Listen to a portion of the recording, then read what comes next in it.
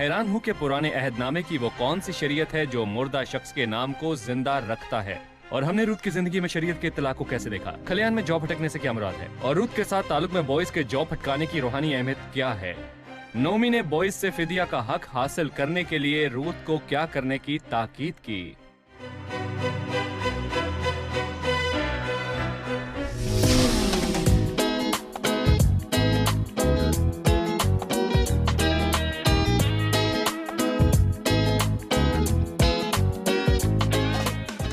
अजीज नाजरीन, मैं आयात ज़रीफ आप सब देखने वालों को हमारे रोज के बाइबली मुतालिया प्रोग्राम की नई किस्त में खुशामदीद कहता हूँ। इस प्रोग्राम में हम बाइबल मुकद्दस की तमाम किताबों का मुतालिया पेश कर रहे हैं। अभी हम रूत की किताब का मुतालिया कर रहे हैं, जो कि पुराने अहदनामे की किताबों में से एक है। और आज के प्रोग्राम में हम रूत की किताब के तीसरे बाब की पहली 3 आयात का मुतालिया करेंगे। लेकिन पहले मैं खुदा के खादमीन को खुशामदीद कहना चाहूँगा। डॉक्टर मुहीब खुशामदीद। बहुत शुक्रिया। डॉक्टर इसहाक खुशामदीद। बहुत शुक्रिया और भाई। स्टूडियो में आए दीगर मेहमानों को भी खुशामदीद। नाजरीन, इससे पहले कि हम प्रोग्राम का बाकायदा आगाज करें, मैं आपके साथ कुछ ईमेल्स शेयर करना चाहूँगा। सबसे पहले हमें शुमाली मराकश से अली भाई ने ईमेल की है और वो लिखते हैं कि मैं बाइबली मुतालिया प्रोग्राम की इन अहम इकसात के लिए आपका शुक्रगुजार हूँ, क्योंकि इनकी वजह से मैं आसानी से आहिस्ता आहिस्ता बाइबल मुकद्दस को समझ रहा हूँ। अगरचे मेरे पास बाइबल मुकद्दस नहीं है, लिहाजा मैं इंटरनेट की मदद से नए अहदनामे को पढ़ने के काबिल हुआ हूँ। भाइयों, मैं आपका शुक्रगुजार हूँ। मुझे अपनी दुआओं में याद रखिए। शुमाली मराकश से आपका भाई अली आबाज। भाई अली, हम आपको खुशामदीद कहते हैं और आपकी दोस्ती की कदर करते हैं और आपके लिए दुआ गो हैं कि खुदावंद आपको ना सिर्फ नया अहदनामा बल्कि पुराना अहदनामा पढ़ने और खुदा के कलाम को समझने के काबिल बनाए, और आप इसी तरह हमारे प्रोग्राम को देखते रहिए। एक और भाई ने हमें डेनमार्क से ईमेल की है। बाइबली मुतालिया में शामिल मेरे अजीजों, मैं इस दिलचस्प प्रोग्राम को देखने वालों में से हूँ जो खुदावंद के वफादार खादमीन पेश करते हैं। मैं इस प्रोग्राम को इंटरनेट पर हर रोज देखता हूँ। खुदावंद उन सब खादमीन को बरकत दे जो इस प्रोग्राम के लिए मेहनत करते हैं। इस प्रोग्राम ने बाइबल मुकद्दस के बहुत से ऐसे मज़ामीन को वाज़े किया है जिन्हें हम समझने से कासिर थे। मैं दुआ गो हूँ कि खुदावंद आपके काम को महफूज रखे जो आप हमारे लिए करते हैं, और मैं आपसे बाइबल मुकद्दस लेना चाहता हूँ क्योंकि मुझे इसे पढ़ने की ज़रूरत है। मेरे अजीज़, हम इसी पते पर आपको बाइबल मुकद्दस अरसाल करेंगे जो आपने लिखा है, और इस दौरान हम चाहेंगे कि आप बाइबल मुकद्दस के मुताले के इस प्रोग्राम की एक साथ में हमारे साथ शामिल रहें और अपने सवालात हमें भेजने से मत हिचकिचाएं। डॉक्टर मुहीब, गुज़िश्ता किस्त में या बिलखुसूस पिछली किस्त में हमने परदेसी या मुसाफिर के कानून और निजात दहिंदा के कानून के बारे में बात की थी, लिहाजा मैं चाहूंगा कि इसे आप एक बार फिर से दोहरा दें। पुराने अहदनामा में ये बात वाज़ेह है कि खुदा परदेसी, गमगीन, गरीब और यतीम और बेवा की परवाह करता था। मसलन खुदा ने अपने लोगों को अहबार की किताब के 19वें बाब में हदायत दी। 9वीं और 10वीं आयत में लिखा है, और जब तुम अपनी जमीन की पैदावार की फसल काटो तो तू अपने खेत के कोने कोने तक पूरा ना काटना और ना कटाई की गिरी पड़ी बालों को चुन लेना। दूसरे अल्फाज में खुदा कह रहा है कि जब तू फसल की कटाई करे तो अपने खेत के कोनों से ना काटना, और अगर एक गठरी तुझसे गिर पड़े तो उसे गिरा रहने देना और उठाना नहीं। शायद तुम पूछो कि खुदावंद, मैं गठरी किसके लिए छोड़ूं? खुदावंद चाहता है कि तू ये गरीब, परदेसी, यतीम और बेवा के लिए छोड़ दे ताकि उनकी जरूरत पूरी हो सके, और जिस तरह तुम खाते हो इसी तरह शेयर करो। पहला कानून था ये परदेसी, परेशान और गरीब के मुतालिक है। दूसरा कानून नजात दहिंदा के मुतालिक है और इसका जिक्र हमें अहबार 25 में किया गया है। नजात दहिंदे से मुतालिक फिदिये का कानून ज़मीन और अफराद पर लागू होता है। अहबार 25 बाब और उसकी 23वीं आयत हम पढ़ते हैं, और ज़मीन हमेशा के लिए बेची ना जाए, क्योंकि ज़मीन मेरी है, तुम मेरे मुसाफिर और मेहमान हो, बल्कि तुम अपनी मुमलकियत के मुल्क में हर जगह ज़मीन को छुड़ा लेने देना। और अगर तुम्हारा भाई मुफलिस हो जाए और अपनी मुमलकियत का कुछ हिस्सा बेच डाले, तो जो उसका सबसे करीबी रिश्तेदार है وہ آ کر اس کو جسے اس کے بھائی نے بیچ ڈالا ہے چھڑا لے جائے۔ دوسرے الفاظ میں جوبلی کے سال تک زمین کو بیچنے کی بجائے قریبی رشتہ دار اس کی قیمت ادا کرے اور زمین چھڑائے گا اور اسے اپنے بھائی کو واپس کرے گا جو زمین کا اصل مالک ہے۔ اور یہی صحیح، بات افراد پر بھی لاگو ہوتی ہے۔ آیت 47 میں ہم دیکھتے ہیں، اگر کوئی پردیسی یا مسافر جو تیرے ساتھ ہو دولت مند ہو جائے اور تیرا بھائی اس کے سامنے مفلس ہو کر اپنے آپ کو اس پردیسی کے ہاتھ بیچ ڈالے، یہاں چھٹکارے کا قانون زمین کی بجائے افراد پر لاگو ہوتا ہے۔ اگر کوئی شخص مفلس ہو جائے اور اپنے آپ کو اور اپنے خاندان کی کفالت نہ کر سکے اور خود کو بیچ ڈالے تو اس کا قریبی چھڑانے والا اس کا قرض ادا کرے۔ صحیح۔ بھائی اسحاق کیروت کی کتاب میں ان دو قوانین جن پر ہم نے بات کی، ان کے علاوہ بھی کوئی قانون ملتے ہیں؟ جی ہاں، اس میں ایک اور قانون ہے جسے ہم کتاب کے واقعات کے ساتھ دیکھیں گے، اور یہ قانون اس عورت کے متعلق ہے جو اپنے شوہر اور بیٹوں کے کھو جانے کے نتیجے میں میراث کے کھو جانے کے مسئلے سے دو چار ہے۔ اور استثناء 25 میں ایک قانون ہے جو مرے ہوئے بھائی کی بیوہ کی ذمہ داری ڈالتا ہے۔ یہ مرے ہوئے شخص کا بھائی ہو سکتا ہے، اور استثناء کے 25ویں باب کی 5ویں آیت میں لکھا ہے، اگر کئی بھائی مل کر ساتھ رہتے ہوں اور ایک ان میں سے بے اولاد مر جائے تو اس مرحوم کی بیوہ کسی اجنبی سے بیاہ نہ کرے، اس کے شوہر کا بھائی اس کے پاس جا کر اسے اپنی بیوی بنا لے، اور شوہر کے بھائی کا جو حق ہے وہ اس کے ساتھ ادا کرے، اور اس عورت کا جو پہلا بچہ ہو وہ اس آدمی مرحوم بھائی کے نام کہلائے تاکہ اس کا نام اسرائیل سے مٹایا نہ جائے۔ اور دوسرے لفظوں میں میں کہوں گا کہ اگر کوئی شخص مر جائے تو اس کا بھائی اس کی بیوہ سے بیاہ کرے، اور وہ پلوٹا بچہ جو اس کے بھائی کی بیوی سے پیدا ہو وہ اس کے مرے ہوئے بھائی کے نام سے منسوب ہو تاکہ اس کا نام رہے، جی۔ کیونکہ اس مسئلے میں زمین میراث شامل ہے۔ لیکن بھائی میں یہاں پر یہ بھی کہوں گا کہ یہ مسئلہ زمین اور میراث کا نہیں بلکہ خدا کی گواہی کا ہے، اور بنیادی بات یہ ہے کہ خدا زمین پر اپنی گواہی چاہتا ہے۔ اگر ہم اس اصول کو سمجھیں گے تو ہم اپنے بچوں میں خدا کے تحفے کی قدر کریں گے، اور ہمارے بچے ہمارا نام رکھنے کے لیے موجود نہیں بلکہ پیدائش 4 باب کے مطابق وہ خدا کے مقصد کے لیے ہیں۔ جب انوس پیدا ہوا تو لوگ یہوہ کا نام لے کر دعا یہوہ کا کرنے نام لے لگے، یعنی اولاد پیدا کرنے کا مطلب بیٹے اور بیٹیوں کو دنیا میں لانا نہیں بلکہ اس کی پرورش کرنے کا مقصد یہ ہے کہ وہ اس دنیا میں خدا کی گواہی کو اپنی زندگی میں مضبوطی سے تھامے رکھیں۔ صحیح ڈاکٹر محیب، مطلب ان قوانین کے پیچھے خدا کا کیا مقصد تھا؟ کیا یہ صرف لوگوں کے درمیان تعلقات کو منظم کرنا تھا یا پھر خدا کے ذہن میں کوئی وسیع مقصد تھا؟ در حقیقت خدا عورتوں کے حقوق کا تحفظ کر رہا تھا۔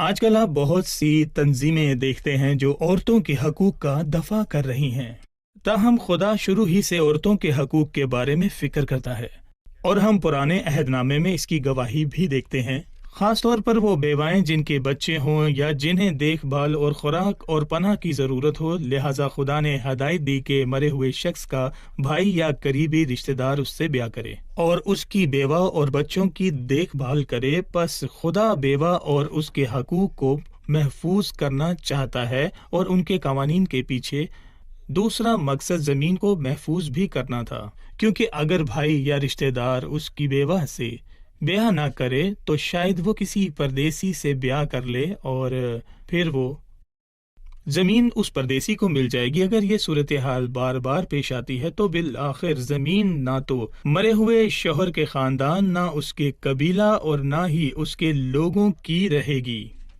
یہاں آپ اس بات پر غور کریں کہ وہ زمین نہ تو مرے ہوئے شوہر کے خاندان، نہ اس کے قبیلہ اور نہ ہی اس کے لوگوں کی رہے گی، لہٰذا خدا نے زمین کی حفاظت کی خواہش کرتے ہوئے اس کے قانون واضح کیے، جس میں قریبی رشتہ دار کو مرنے والے کی بیوی سے شادی کرنے کا حکم دیا جائے۔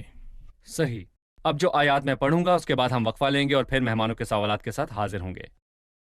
میں 3 باب کی پہلی 5 آیات پڑھوں گا۔ پھر اس کی ساس نومی نے اس سے کہا، میری بیٹی، کیا میں تیرے آرام کی طالب نہ بنوں جس سے تیری بھلائی ہو؟ اور کیا بوئز ہمارا رشتہ دار نہیں جس کی چھوکریوں کے ساتھ تو تھی؟ دیکھ، वो आज की रात खलियान में जौ फटके गा। सो तू नहा धोकर खुशबू लगा और अपनी पोशाक पहन और खलियान को जा, और जब तक वो मर्द खा पी ना चुके तब तक तू अपने तई उस पर जाहिर ना करना। जब वो लेट जाए तो उसके लेटने की जगह को देख लेना, तब तू अंदर जाकर उसके पांव खोल कर लेट जाना, और जो कुछ तुझे करना मुनासिब है वो तुझको बताएगा। उसने अपनी सास से कहा, जो कुछ तू मुझसे कहती है वो सब मैं करूंगी। एक छोटे से वक्फे के बाद दोबारा हाजिर होते हैं, हमारे साथ रहिए।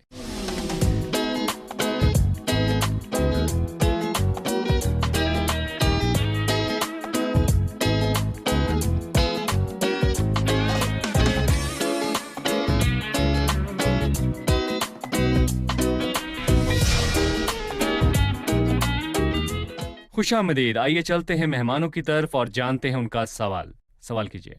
ये कैसे हुआ कि बॉयज़ ने पहले रूथ को शादी की पेशकश नहीं की, बल्कि ये रूथ थी जिसने मंगनी का अमल शुरू किया? क्या वो खुदा की मर्जी के मुताबिक अमल कर रही थी? ये कैसे हुआ कि रूथ बॉयज के पास गई इसके बजाय कि वो उसको तलाश करता? ये अच्छा सवाल है, ताहम अगर हम इस सवाल पर बात करें तो वो कानून जो मरे हुए शौहर के नाम को बरकरार रखने के बारे में बात करता है, और इसी के साथ वो उसके बच्चों की मिरास के बारे में बात करता है, और हम रूथ के रवैये की तारीफ करते हैं और इस बात की तस्दीक करते हैं कि ये इस कानून से मुताकबत रखता है जिसे हम इस्तिस्ना में पढ़ते हैं, और नोमी इसको पूरी तरह समझती है। लिहाजा इसी बाब के आगाज में रूथ को ये कहते हुए हदायत दी गई। फिर उसकी सास नोमी ने उससे कहा, मेरी बेटी, क्या मैं तेरे आराम की तालिब ना बनूं? आराम जिसके बारे में नोमी यहाँ पर बात कर रही है, ये वही आराम है जिसके बारे में पहले बाब में उसने रूथ और उर्फा से बात की थी जो कि शादी है, और उसने रूथ से कहा, मुझे तुम्हारी फिक्र है, मैं तुम्हें शादीशुदा देखना चाहती हूँ। और मैं हैरान हूं कि रूथ ने बॉयज का ही क्यों सोचा, लेकिन रूथ के पास बॉयज के पास जाने से पहले अपने पहले रिश्तेदार के पास जाने का पूरा हक और इख्तियार था। बॉयज को रूथ के इंतखाब का इंतजार करना पड़ा, और रूथ ने क्या चुना, उसके पास चढ़ने वाले रिश्तेदारों में से एक को चुनने का इख्तियार था। आगाज उसने करना था, पर बॉयज को रूथ के इंतखाब का इंतजार करना पड़ा, क्योंकि यहाँ पर रूथ ने 2 रिश्तेदारों में से इंतखाब करना था। अगर वो चाहती तो किसी को भी ना चुनती, क्योंकि उसके पास शादी ना करने का इख्तियार भी था। लेकिन सवाल यहाँ पर यह है कि रूथ ने इस अमल का आगाज क्यों किया? उसे करना पड़ा था क्योंकि उसके पास इख्तियार मौजूद था कि 2 रिश्तेदारों में से किसी एक को चुने या फिर किसी को भी ना चुने, और ये 2 वजूहात थीं जिसकी वजह से बॉयज ने पहल ना की, जबकि उसने रूथ के इंतखाब का इंतजार किया। लिहाजा रूथ ने अपने आप को शरीयत और खुदा के मुताबिक चलाया। सही। डॉक्टर मुहीब, हम जानते हैं कि बॉयज जौ के खलियान में था। हमें बताइए कि जौ फटकाने के खलियान की क्या अहमियत है? कहानी में रूथ की आमद और बॉयज के खलियान के साथ जौ फटकाने के रूहानी मानी क्या है? सही। दरअसल जौ का खलियान गंदुम चुनने की जगह है। काटने वाले फसल खलियान की ऊंची जगह पर जमा करेंगे, और ताकि वो चलने वाली हवा से ज्यादा फायदा उठा सकें। फसल की कटाई के बाद काटने वाले थ्रेशर से गंदुम को फटकते हैं और उसे हवा में उड़ाते हैं ताकि भूसी हुई अलग हो जाए, और जबकि भारी अनाज गंदुम का ढेर बनकर जमीन पर गिरता जाएगा। जो फुटकने का अमल भूसी को अनाज से अलग करने का अमल है।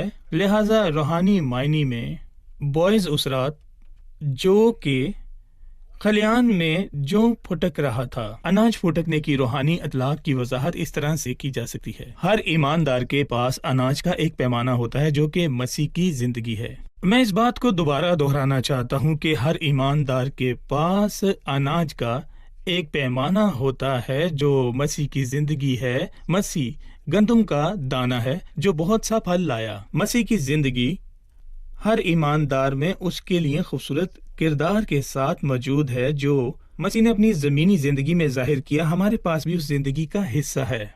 बहरहाल ये जिंदगी जिस्म के कामों के एक पैमाने में बंद है जो कि भूसे के बराबर है। दूसरे अल्फाज में हम में से हर एक میں مسیح کی زندگی بسی ہوئی ہے، لیکن اس کے ساتھ ہمیں جسم کے کاموں کا ایک پیمانہ ہے جو اناج کو چھپاتا ہے یا مسیح کی زندگی کی مٹھاس کو ہمارے آس پاس کے لوگوں سے چھپاتا ہے۔ اور ہمیں بھوسی کو الگ کرنے کی ضرورت ہے جو کہ ہم میں مسیح کی زندگی کو نمایاں ہونے سے روکتی ہے۔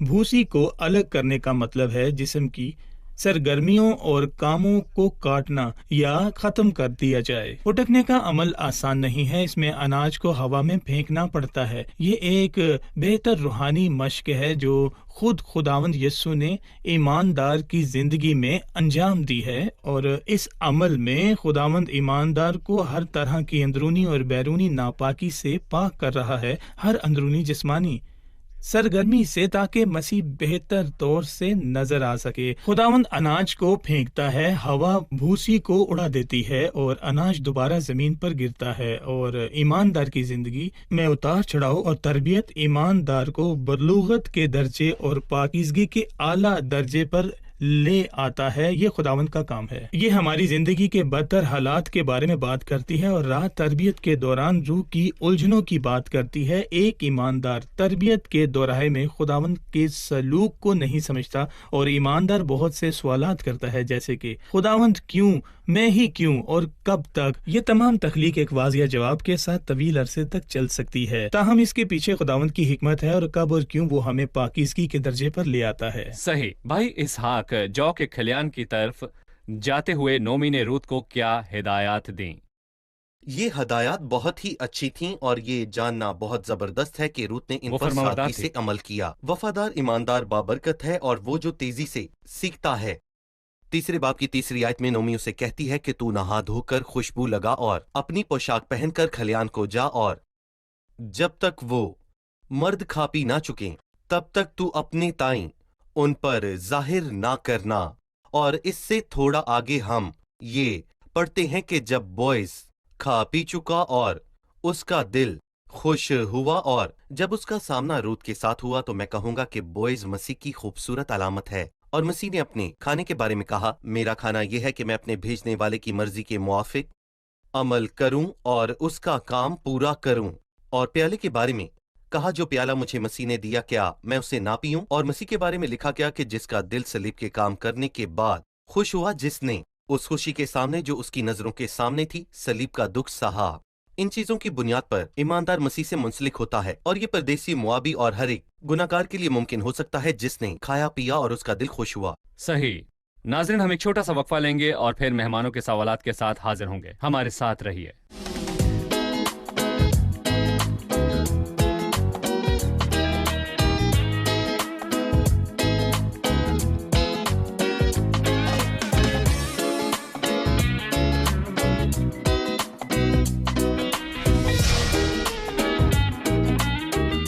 خوش آمدید۔ آئیے چلتے ہیں مہمانوں کی طرف اور جانتے ہیں ان کا سوال۔ میں جانتا ہوں اس حصے سے متعلق بہت سے سوالات ہیں، کیجیے۔ اس باب میں منظر غیر مناسب لگتا ہے۔ دوسرے الفاظ میں، در حقیقت روت نے نہا دھو کر خوشبو لگائی اور اپنی پوشاک پہنی اور پھر رات کو باہر نکلی، یہاں تک کہ بوائز نے اسے ایسے وقت میں جانے دیا جو سورج نکلنے سے پہلے ہے، پیشتر اس سے کہ کوئی ایک دوسرے کو پہچان سکے، لہٰذا یہ منظر غیر مناسب ہے۔ مجھے یہ کہتے ہوئے بھی شرم آتی ہے کہ اس طرح کی تفصیلات میری بائبل مقدس میں پائی جاتی ہیں۔ ایک اہم سوال ہے۔ اس سوال کی تفصیلات اور اہمیت کیا ہے؟ بے شک ایک جوان عورت کے لیے کسی شخص سے شادی کے لیے کہنا غیر معمولی بات ہے جو معمول کے مطابق نہیں، تاہم یہ ایک خاص معاملہ نظر آ رہا ہے کہ وہ ایک جوان مرد کے ساتھ بات نہیں کر رہی، وہ ایک قریبی رشتہ دار کے پاس جا رہی ہے تاکہ اس کا حل تلاش کرے۔ روت نے شریعت کی پیروی کی اور خود کو ٹھیک طریقے سے چلاتے ہوئے فرمانبرداری کا راستہ بنایا۔ وہ چھڑانے والے رشتہ دار کے پاس گئی، اور جب وہ بوئز کے پاس پہنچی تو اس کے ساتھ اخلاقی معیار کے ساتھ برتاؤ کیا گیا۔ اس نے نومی کی ہدایت کی پیروی کی اور فرمانبرداری کی جو اس کے لیے برکت کا سبب بنی۔ ہم بوئز کے ساتھ کسی بھی غیر مناسب سلوک کے بارے میں نہیں پڑھتے ہیں۔ اسی طرح بوئز ایک معزز شخصیت تھا اور عمر میں بڑا تھا۔ عمر کے لحاظ سے وہ روت کے باپ کی طرح تھا اور گزشتہ ابواب میں اسے اس نے بیٹی کہہ کر بلایا۔ روت بھی باعزت تھی۔ وہ ایک سادہ عورت تھی اور بہت صاف دل تھی اور فرما بردار تھی۔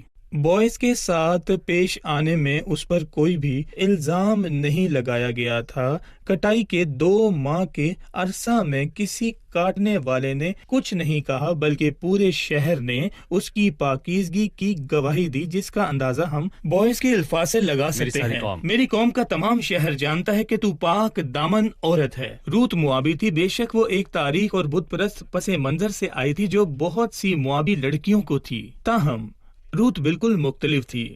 اس کے معاملے میں خدا کا فضل ثبوت ہے۔ وہ باعزت، با ادب مظاہرہ کرتی تھی اور اپنے طرز عمل میں نیک غور و فکر کرنے والی شائستہ عورت تھی۔ بوئز کے پاس جانا فرما برداری کے عمل کے سوا اور کچھ نہیں تھا، لہٰذا بوئز جیسے معزز شخص سے ملنے کے لیے وہ نہا دھو کر بہتر سے خود کو پیش کر سکے۔ ہمیں اس کہانی میں دیے گئے روحانی اسباق کو اور معنی لینا حاصل کرنے کے چاہیے، لیے، کیونکہ بائبل صرف ہماری تفریح کے لیے کہانی بیان نہیں کرتی، بلکہ روحانی اور اسباق اور معنی حاصل کرنے کے لیے دی گئی ہے۔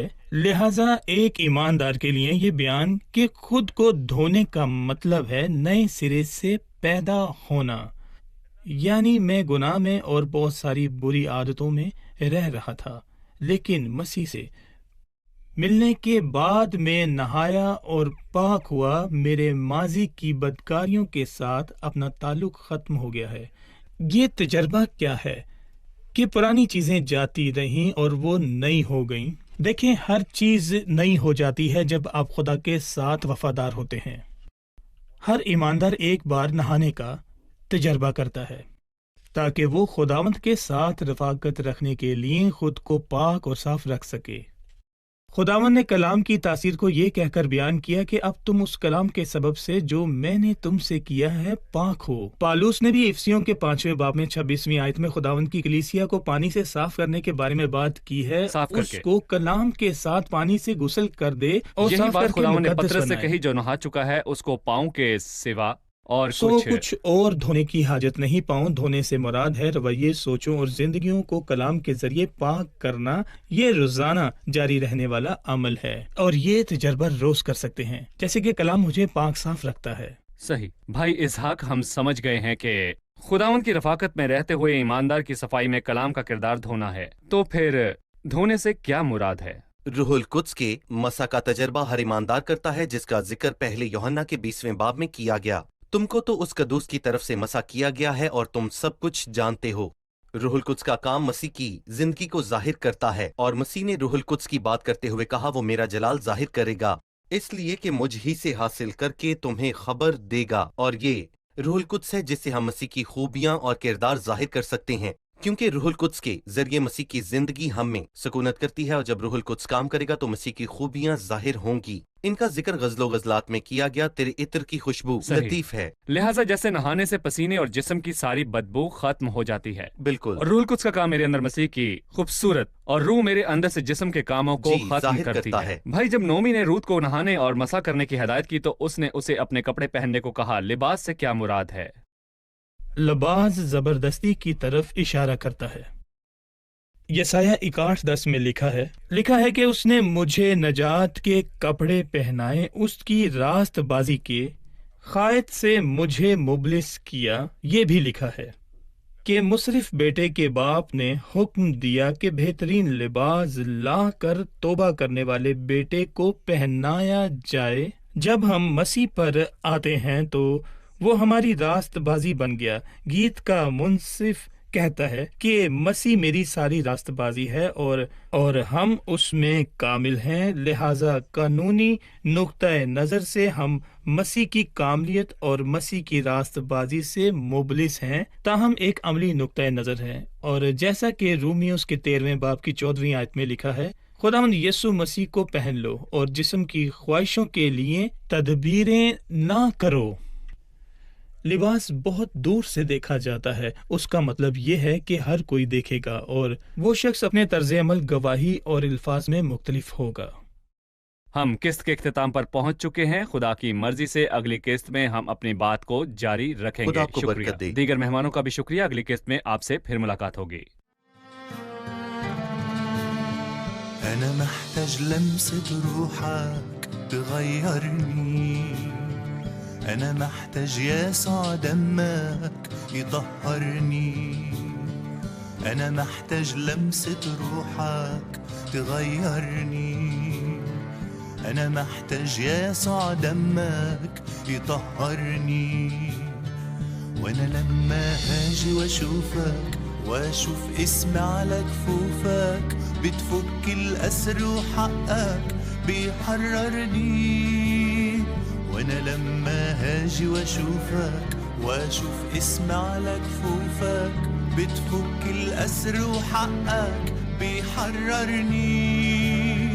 انا جاي ضعيف قويني، انا جاي حزين عزيني، انا جاي لك خاطي برقني واشفيني، المسني بسلطانك وريني مجد جلالك، اغمر قلبي بحنانك وارويني. انا جاي ضعيف قويني، انا جاي حزين عزيني، انا جاي لك خاطي برقني واشفيني، المسني بسلطانك وريني مجد جلالك، اغمر قلبي بحنانك وارويني.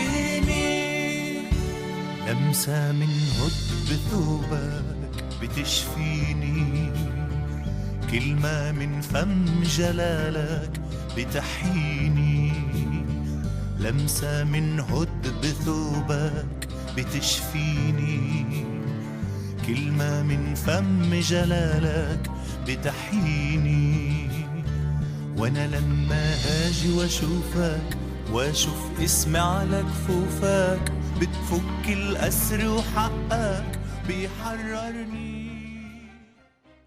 نومی نے روت سے کہا کہ تو نہا دھو کر خوشبو لگا اور پوشاک پہن، ان اقدام کے روحانی معنی کیا ہیں؟ جبکہ وہ بوئز کو ملنے جا رہی تھی، کیا روت جیسی لڑکی کا رات کے وقت بوئز کے پاس جانا مناسب بات ہے یا اس کے پیچھے کوئی روحانی معنی پائے جاتے ہیں؟ کیا آپ جانتے ہیں کہ وہ کیا مسئلہ تھا جس نے بوئز کو روت سے شادی کرنے سے روکا؟